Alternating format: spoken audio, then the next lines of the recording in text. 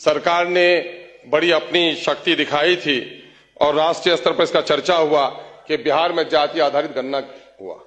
लगभग 500 करोड़ नकद और सरकारी कर्मियों के खर्च को जोड़ रहे तो 5000 करोड़ का खर्च हुआ है। लेकिन आज जिन लोगों को सर्वे इसलिए कराया गया था कि जिन लोगों की हालत खराब है उनको अच्छा किया जाए, लेकिन उसमें अकलियतों की 2 लाख नौकरी और शेड्यूल कास्ट की 1 लाख नौकरी खत्म कर दी गई है, उस पर कोई चर्चा नहीं हुआ। बिहार को अगर विशेष राज्य का दर्जा या सेंटर से कोई पैकेज मिलता है तो वो गरीबी की वजह से, और सबसे बुरा हाल सीमांचल का है, और सीमांचल के बारे में एक शब्द भी इसमें नहीं कहा गया है।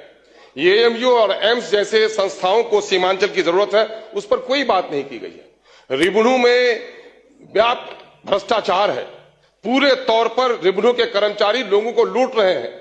साइकिल, पोशाक, मध्याह्न भोजन सब जोड़ लें, जितना आप देते हैं उससे कई गुना ज्यादा रैयतों से लोग वसूल कर रहे हैं, उस पर कोई कार्रवाई नहीं हो रही है।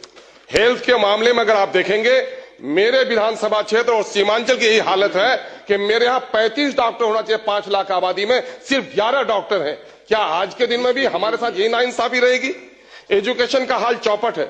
यूरिया की कीमत अभी 350 में बैग मिल रही है। आपका सर एक मिनट आपके तरफ से कृपा कीजिए सर। माँ सब बच्चे से प्यार करती है, लेकिन कमजोर बच्चे का जरा ख्याल रखती है। महोदय, मैं आपसे कहना चाह रहा हूं, सीमांचल कटाव है और वहां पर कटाव के सिलसिले में कुछ भी काम नहीं हो पा रहा है। मैं आपको यह भी कहना चाहता हूं कि इस वक्त कब्रिस्तानों की घेराबंदी बड़ा काम नहीं है। मामला लॉ एंड ऑर्डर को दुरुस्त बनाना है।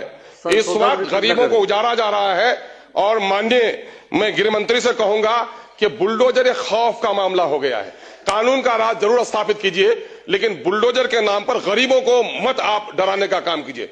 अमीरों के जो महल बने हैं गैर कानूनी तौर पर, उन पर बुलडोजर लगा दीजिएगा तो यकीनन है कि आपको हम लोग शाबाशी देंगे। लेकिन गरीबों की झोपड़ी को उजाड़ कर, जिनको रोजगार नहीं दे पाए हैं, उनकी वैकल्पिक व्यवस्था कर दीजिए, फिर उनको उजाड़ने, उनको हटाने का काम कीजिए। बहुत बहुत महोदय, आपने समय दिया, उसके लिए बहुत बहुत शुक्रिया।